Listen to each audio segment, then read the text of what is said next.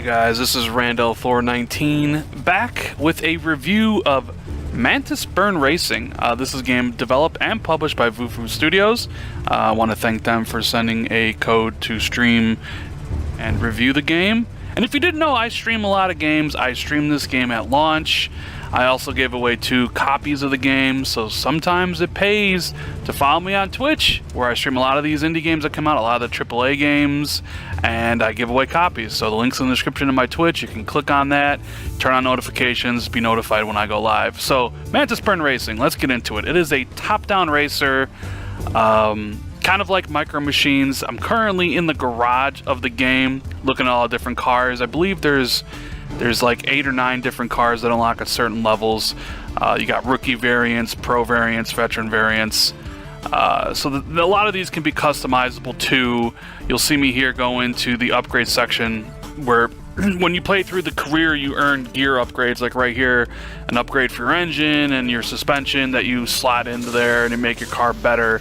And then once you have all 3 of those done, you pay for the upgrade and then you can actually add more.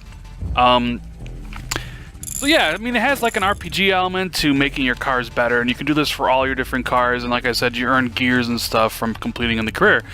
But, so it has the career for the single player, it has local split screen up to 4 players, and it actually has online multiplayer, a rare for most of the Xbox games. You can play up to 8 people, and it's pretty cool. I recommend checking it out, but the career is where you spend most of your time. It's progression, you got regular sprint events, race leagues, knockouts, a whole different types of stuff. So this is the first race of the game. I'm just going to show it off. I've already beaten it. But you'll notice at the bottom, in the top left, the bottom, there's Gears 1, 6 out of 6. So each event, you have 3 different like objectives you need to do. 1 is usually winning a race, and then 2 are some other type of objectives like don't use boost, or beat it within a certain amount of time. And those kind of unlock the career progression. Like so you got like Season 1, Season 2, Season 3 of Rookie, and then Season 1, Season 2, Season 3 of Pro, Season 1, Season 2, and Season 3 of Veteran. And those are all unlocked by collecting gears, so you kind of got to do the objectives there. But let's get into the gameplay here, right? I mean, this is the most fundamental part of the game, and it's a top-down racer. It features 4 different camera angles. I'm playing on Dynamic right now because I found Dynamic to be the best. And to this game's credit, the game controls beautifully. It is one of the best controlling top-down races I ever played. You can drift and just so sublimely and with accuracy and precision that is lacking in a lot of other top-down races I played, not only on the Xbox One but on the Xbox 360. It also is a game looks extremely, I think, for what it is. I mean, it's a $15 title. It is an indie game. I know a lot of people out there don't like indie games. And my channel, not only do I cover AAA indie games and news and stuff like that, but I also cover a lot of indie games because I play everything that comes out on the Xbox One. So yes, while you will see Gears of War review and a Forza Horizon 3 review and a Battlefield review, but also you'll see a review for Mantis Burn Racing, and a review for Jackbox Party Pack 3, and a review from some other little-known indie game, because I like to play everything that comes out. And this came out, and I wanted to play it because I am a fan of top-down racers, and this is a good top-down racer. I cannot stress that enough. It plays extremely well. It is very good. I think it's well worth the $15 price point, especially if you like these type of games. If you like top-down racers, arcade-style top-down racers, then you should immediately turn this video off. I'll forgive you for that. And go buy this game because you have a lot of fun. Now, I noticed there, when you complete a race, you level up, you earn gears in between like the levels, and then you'll get money at each interval of like 15, 16, 17, and then the money's used to buy things. So this is the next career I'm at. It's a knockout event. It's in a different area, a different map, and I'm using a different car, and we'll see how this one goes. But let's talk about, I mentioned what I like about the game. I like the fact that it's got online, because a lot of Xbox games don't feature that, which is a shame in my opinion. I like that it controls extremely well, because that's paramount. And I like that you can upgrade your cars and do that type of stuff. Now, there is some drawbacks to this game. It's not a perfect game by any stretch of imagination. Obviously, most games aren't. The maps are very, very limited. Very, very, very limited. There's only a few of them.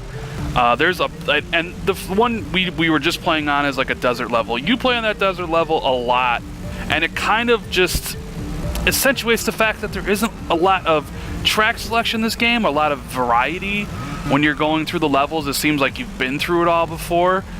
And then they even use the whole trick of like reverse, right? Like you play through one level going one way, and then sometimes you'll come back and play through it the opposite way.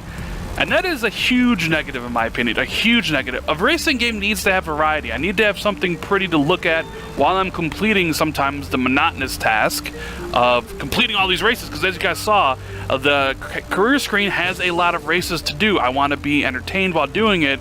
Sometimes just not having excellent gameplay is enough. You want to have something to look at, and if you feel like you've been racing on the same maps over and over and over again, it kind of takes the enjoyment out of it. The achievements are, because let's talk about the achievements, because everybody, having questions like, hey, Rand, talk about the achievements in your reviews, because that's what you like. And yeah, the achievements they're very doable. You can get 1,000 in this game, probably in 16 hours.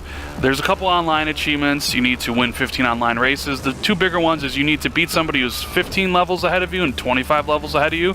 So I would suggest probably when you first start the game, get some upgrades, play for a little bit, and then go online to try to get those achievements, or you could probably try to boost them. The other ones are just for, completing the campaign or the career, you upgrading your cars at a certain point, using your cars a certain amount and driving enough with them. There's no achievement in here that's like really difficult, like you really need to be skilled to do. I don't even really think you need to even beat the entire game. Like I think all you need to do is beat season 3 of Rookie to get that, and maybe I'm not even sure that you have to actually go all the way to the end of season 3 Veteran. So yeah, the achievements, it's a doable 1,000 for the people out there that like achievements and stuff. But what's paramount is the fact that the game plays extremely well. The game plays extremely well, but at the same time, it features limited tracks, and they have said they will support the game with DLC, paid, and free, which is great for people that like that stuff. I would prefer if it was all free, because I'm not necessarily a fan of paid DLC, because most paid DLC that comes out is not very good. Let's just be honest. Most paid DLC is terrible. There's weekly challenges they have up there where you can compete against your friends or the people that play the game for bragging rights and whatnot. But overall, this game is a good package. I think it's priced appropriately at $15. There's enough content in the game to justify the money. The game, like I said, I've been harping on because it's important. The game plays extremely well. The drifting and the driving is as close to perfect as you can get in a game like this.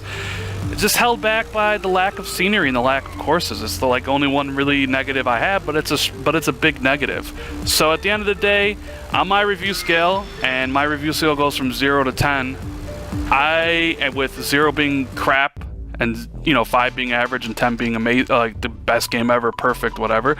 This game is going to sit comfortably at about a 6.5, 7. 7 if I'm feeling lucky, because the lack of maps hurts it. But thanks for listening, guys. Hope you enjoyed the video, and I'll see you later. Peace.